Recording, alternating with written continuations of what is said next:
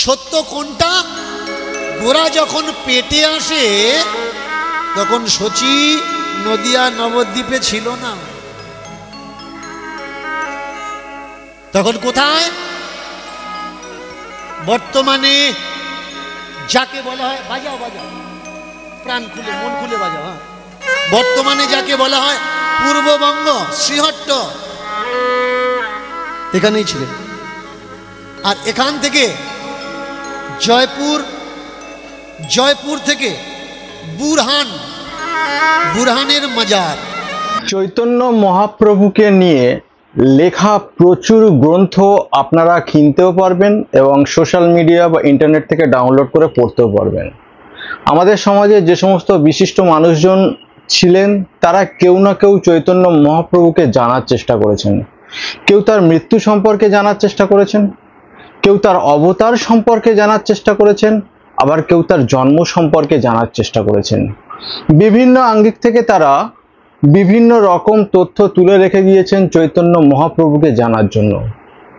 তিনি যে সময়ে আমাদের বাংলায় আবির্ভূত হয়েছিলেন তখন ভয়ঙ্কর এক পরিবেশ। সেই পরিবেশ থেকে সাধারণ মানুষকে ধর্মীয় বেড়াজাল থেকে বা ধর্মীয় যে সেই সময়ের বিভেদ, সেই বিভেদ থেকে বাঁচানোর জন্য তিনি এসেছিলেন আমাদের এই বাংলাতে। তিনি বাংলার ঠাকুর, বাংলার ভগবান চৈতন্য মহাপ্রভু। তার নাম ছিল নিমাই, ডাক নাম। তার নাম দেওয়া হয়েছিল গোরা, তার মানে রূপের জন্য। তাকে তার পিতামাতা নাম দিয়েছিলেন বিশ্বম্ভর। আর আমরা তাকে কেউ মহাপ্রভু বলছি, কেউ চৈতন্য মহাপ্রভু বলছি, আবার কেউ শ্রীকৃষ্ণ চৈতন্য মহাপ্রভু বলছি। তো বুঝতে পারছেন সেই মানুষটি আজকের আমাদের সমাজের জন্য কি করলেন বা কি রেখে গেলেন, তাকে নিয়ে আমরা চর্চা করছি। তো আমার যে বিষয় আজকের চৈতন্য মহাপ্রভুকে নিয়ে, হয়তো কথাগুলো আপনাদের মনে হবে যে অপ্রিয় সত্য কথা আমি বলছি। আর অনেক পণ্ডিত ব্যক্তি যারা বলেন যে অপ্রিয় সত্য কথা বলা উচিত নয়, কিন্তু সত্য যদি হয়ে থাকে তাহলে সেটা সবার জানা উচিত। আমরা দেখি আমাদের সমাজে যে সমস্ত ভগবানগুলো এসেছেন তাদের মৃত্যু নিয়ে সংশয়, তাদের জন্ম নিয়ে সংশয়, এমনকি তাদের কর্ম নিয়েও সংশয় দেখা যায়। তো এরকম একটা পরিস্থিতির মধ্যে দিয়ে শৈবাল মিত্র তার গোরা নামক গ্রন্থ থেকে যে তথ্য চৈতন্য মহাপ্রভু সম্পর্কে তুলে ধরেছেন, সেই গ্রন্থের বিষয় থেকে, সেই গ্রন্থের মধ্যে থেকে একটা নির্যশ অংশ আমি আপনাদের সামনে তুলে ধরার চেষ্টা করব। তার এই গ্রন্থের যে গৌরচন্দ্রিকা লিখেছেন তিনি হলেন আলাপন বন্দ্যোপাধ্যায়, শ্রদ্ধেয়। তার ছেলে একজন ঐতিহাসিক, তিনি ইতিহাস নিয়ে গবেষণা করছেন। তো আশা করি তিনি যখন গৌরচন্দ্রিকা লিখেছেন এবং এই বইটি প্রকাশ করার জন্য চেষ্টা করছেন, নিশ্চয়ই তার ছেলের বা তার সন্তানের সাহায্য নিয়েছেন। সুতরাং এই গ্রন্থটিকে আমরা একেবারে নগণ্য গ্রন্থ বলে সমাজ থেকে আলাদা করে দিতে পারি না। তো এই গ্রন্থে কি লেখা আছে? এই গ্রন্থ পড়ে আমি দেখতে পাচ্ছি যেখানে শচী মাতার প্রথম 8খানা কন্যা সন্তান জন্মায়, আর এই 8খানা কন্যা সন্তান একের পর এক মারা যায়। তারপরে আসে নবম সন্তান বিশ্বরূপ। যখন পুত্র সন্তান হিসেবে বিশ্বরূপ আসলো তখন মায়ের মন কাঁদতে লাগলো, এই সন্তান আবার আমার ছেড়ে চলে যাবে না তো। একের পর এক সন্তান যখন ছেড়ে চলে যাচ্ছে তখন মায়ের অবস্থা পাগলিনী। মায়ের বয়স তখন 38, অর্থাৎ শচী মাতার বয়স 38। তো শচী মাতা তখন সেই সন্তানকে বাঁচানোর জন্য বা তার মৃত্যুর হাত থেকে রক্ষা করার জন্য তিনি এমন কোনো মন্দির ছিল না যেখানে যায়নি, তার নামে পূজা দেয়নি। এমনকি তার পিতা অর্থাৎ শচী মাতার স্বামী জগন্নাথ মিশ্র, তিনি পুরী সম্প্রদায়ের কোনো এক সন্ন্যাসীর থেকে এইভাবে শিক্ষা নিয়েছিলেন বা তার পরামর্শ নিয়েছিলেন যে তিনি যদি ব্রহ্মচর্য পালন করেন তাহলে বিশ্বরূপকে তিনি বাঁচাতে পারবেন। তো এই অবস্থায় তাদের দিন চলছে, তারা বিশ্বরূপকে আঁকলে বেঁচে আছেন এবং তারা প্রাণপণে চেষ্টা করছেন যে বিশ্বরূপ যেন তাদের থেকে না সরে যায়। তো এমন একটা সময় সচিমাতা এবং জগন্নাথ মিশ্র তারা নবদ্বীপে বসে জানতে পারলেন শ্রীহট্টে বুরহানের মাজার সম্পর্কে, এবং সেখানে যখন তারা যান, সেখানে গিয়ে যারা গিয়েছেন তারা সফলতা হয়েছেন বা সফলভাবে ফিরেছেন তাদের মনস্কামনা যা জানিয়েছেন। তো এইরকম একটা পরিস্থিতির মধ্যে দিয়ে যখন তারা নবদ্বীপ ছেড়ে শ্রীহট্টে পৌঁছালেন সেই বুরহানুদ্দিনের মাজারে, সেখানে গিয়ে যখন সচিমাতা এবং জগন্নাথ মিশ্র সেই মাজারের যিনি মুজাহির ছিলেন তাকে বললেন তাদের সমস্ত ঘটনাগুলো, এবং তিনি বললেন, এই পরামর্শ দিলেন যে তাকে 3 রাত্রি 3 দিন এই মাজারে হত্যা দিতে হবে বা ধর্ণা দিতে হবে বা সেখানে থাকতে হবে উপস্থিত, আর সেখানকার শিরনি আর আবে জমজম অর্থাৎ মক্কা থেকে একটা কুয়োর জল আসে, সেই জল খেয়ে তাকে সেখানে থাকতে হবে। এবং এই বিশ্বরূপকে তার যদি আসন্ন কোনো মৃত্যু না তারা চায় বা তাকে বাঁচিয়ে রাখতে চায়, তাহলে তার জন্য তাদের দ্বিতীয় একটা সন্তান নিতে হবে। তো মজার বিষয় হলো, যখন সচিমাতা এবং তার স্বামী জগন্নাথ মিশ্র ব্রহ্মচর্য পালন করছেন, তাদের দ্বিতীয় সন্তান আসবে কিভাবে? তো সচিমাতা যখন এই বিষয়টি সেই মুজাহিরের থেকে শুনলেন, শুনে তিনি তার স্বামীকে যখন হাসতে হাসতে বললেন যে মুজাহির তো বলল যে আমাকে ওখানে ধর্ণা দিতে হবে বা হত্যা দিতে হবে, তো তখন জগন্নাথ মিশ্র বলেছিলেন যে 3 দিন কেন, প্রয়োজন হলে আমরা ওখানে 1 মাস ধর্ণা দিতে পারি বা 1 মাস সেখানে হত্যা দিতে পারি, কিন্তু সন্তানের বিষয়টা আমরা ভেবে দেখছি, আমরা আগে নবদ্বীপে ফিরে যাই। তো এই সমস্ত বিষয় তখন কিন্তু বিশ্বরূপের বয়স প্রায় 8 থেকে 10 বছরের মধ্যে। বৈশাখী পূর্ণিমাতে জগন্নাথ মিশ্র ঠিক করলেন যে সচিমাতাকে নিয়ে সেই মাজারে গিয়ে হত্যা দেওয়াবেন, এবং যথারীতি তারা এক বৈশাখী পূর্ণিমাতে সেখানে গেলেন এবং 3 দিন 3 রাত্রি মুজাহিরের আন্ডারে তিনি হত্যা বা ধর্ণা দিলেন। তো দেওয়ার পরে সেখানে জগন্নাথ মিশ্রকে ঢুকতে দেওয়া হলো না, তাকে অ্যালাউ করা হলো না।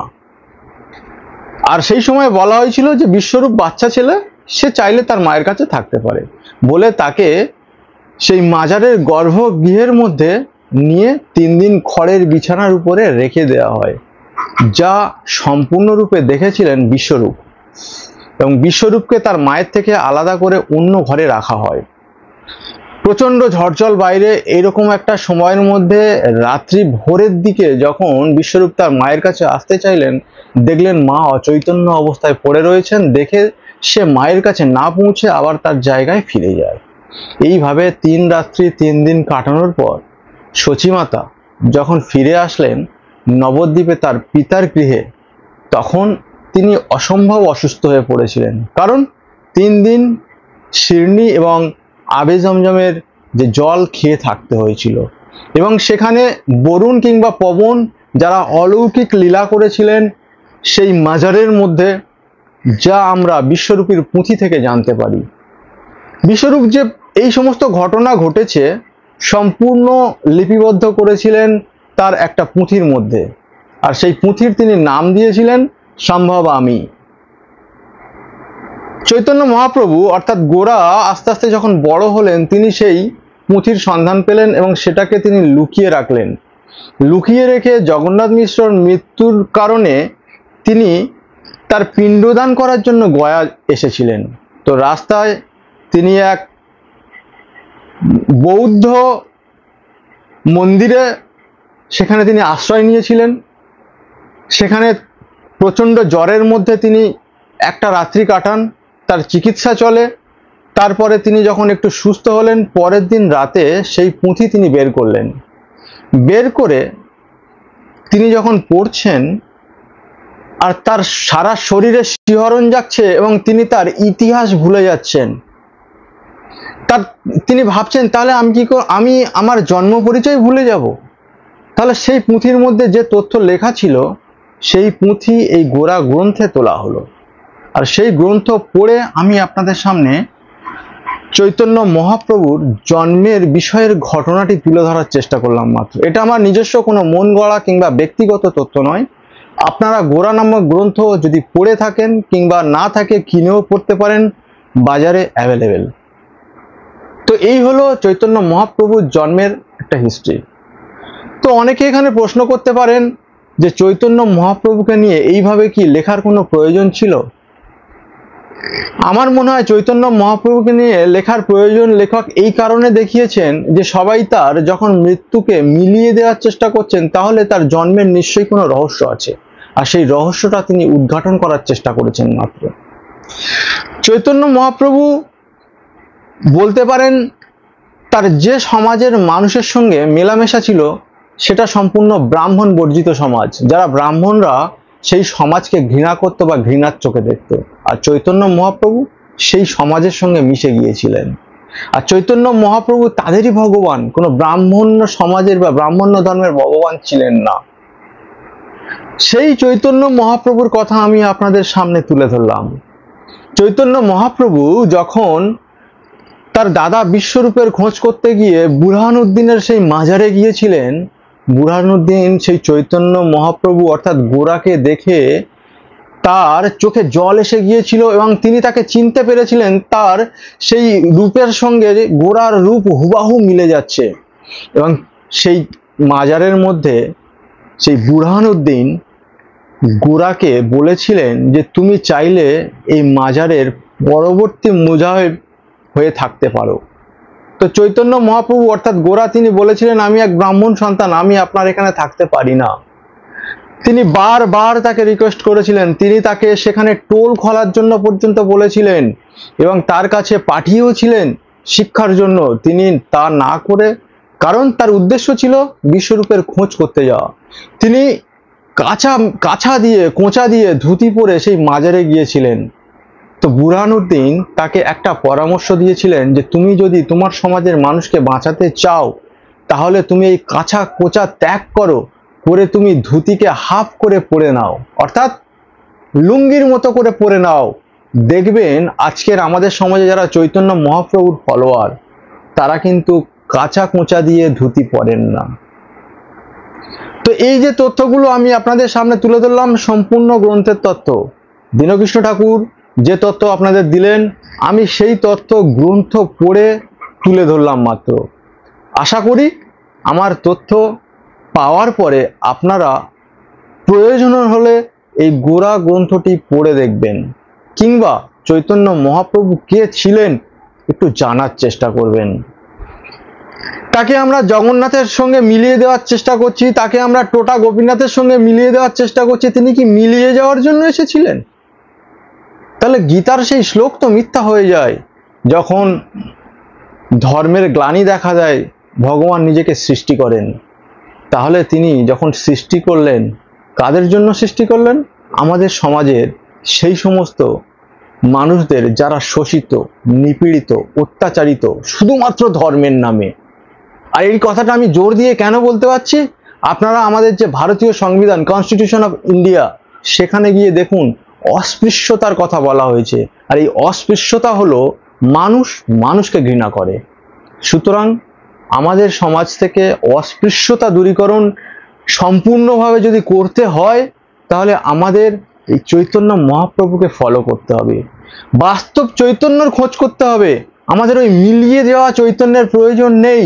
আমাদের প্রয়োজন সেই চৈতন্য যিনি আমাদের সমাজের মানুষের জন্য লড়াই করেছিলেন, যিনি নিজে হাতে মশাল জ্বালিয়ে দৌড়ে গিয়েছিলেন সেই হোসেন শাহের বাড়িতে, যিনি আমাদের শিখিয়ে দিয়েছিলেন আন্দোলন কিভাবে করতে হয়। আমি সেই চৈতন্যের কথা বললাম, যে চৈতন্য বাস্তব চৈতন্য, আমরা যার সন্ধান করছি সত্যের সন্ধানে, বাস্তব চৈতন্যের খোঁজে। যাই হোক, দীনকৃষ্ণ ঠাকুর কি বললেন আপনারা একটু শুনে নিন। সচী মায়ের পুত্র সন্তান টোটাল কটা? বিশ্বরূপ হওয়ার আগে 8টা মেয়ে মারা যায়। একটু খেয়াল করা লাগবে, বিশ্বরূপ হওয়ার আগে তার 8টা মেয়ে মারা যায়।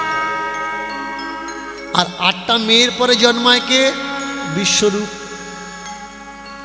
বিশ্বরূপের তখন 9 বৎসর বয়স। এই 9 বৎসর পর্যন্ত মায়ের আর কোনো গর্ভধারণ হচ্ছিল না। তার জন্যে বুরহানের মাজারে এসেছেন জিজ্ঞাসাবাদের জন্য যে কি করলে আমার পুত্র সন্তান হবে।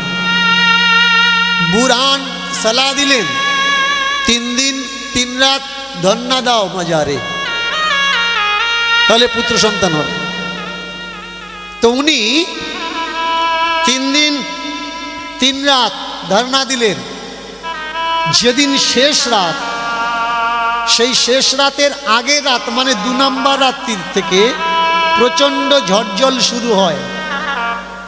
ছোট্ট বিশ্বরূপকে নিয়ে তার বাবা এসে দাঁড়িয়েছেন বুরহানের মাজারে। ওই ঝড়জলের সময় বিশ্বরূপ মাকে ছেড়ে যেতে মন চাইছিল না, যে আমি যাব না। মনের কথা বুঝতে পেরে বাবা বললে, তাহলে তুমি এখানে মায়ের কাছে থাকো। তো বুরহান বললে, আজকের এর দায়িত্ব আমার, এই রাত্রের দায়িত্ব আমার।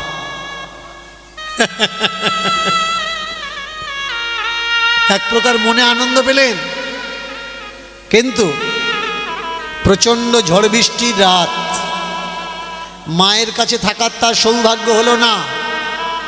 মা গর্ভগৃহে মেঝের উপরে কম্বলের উপরে শুয়ে আছেন খড়কুটো বিছিয়ে। আর ফাঁক থেকে এক নজর দেখে অন্য জায়গায় থাকার ব্যবস্থা করা হয়েছিল তার বিশ্বরূপে। রাত্রে বজ্র বিদ্যুতের আওয়াজে যখন তার ঘুম ভেঙে গেল, মায়ের কথা মনে পড়ে আঁতকে উঠে ছুটে দেখতে আসলেন। সেদিন রাত্রির সেই ঘটনা বহু চেষ্টা করে দাদুকে বলতে চেয়েছিলেন, বাবাকে বলতে চেয়েছিলেন, কিন্তু বলার সৌভাগ্য বা তাদের শোনার প্রচেষ্টা হয়ে ওঠেনি। তাই তিনি নিজে হাতে একখানা গ্রন্থ লিখেছিলেন যে তার ভাই বড় হয়ে এই গ্রন্থখানা পড়বে। সেই গ্রন্থের খোঁজ এখনো পর্যন্ত নিখোঁজ। গ্রন্থ কোথায় গেল, কোথায় রাখা হলো? কোথাও বলা হয়েছে সচিমা নিজে সেই গ্রন্থ গঙ্গায় ফেলে দিয়েছেন। তো যাই হোক, ওই 3 দিন 3 রাত ওখানে কাটানোর পর বাড়িতে যখন আসলেন, বুঝতে পারলেন তিনি সন্তান সম্ভবা।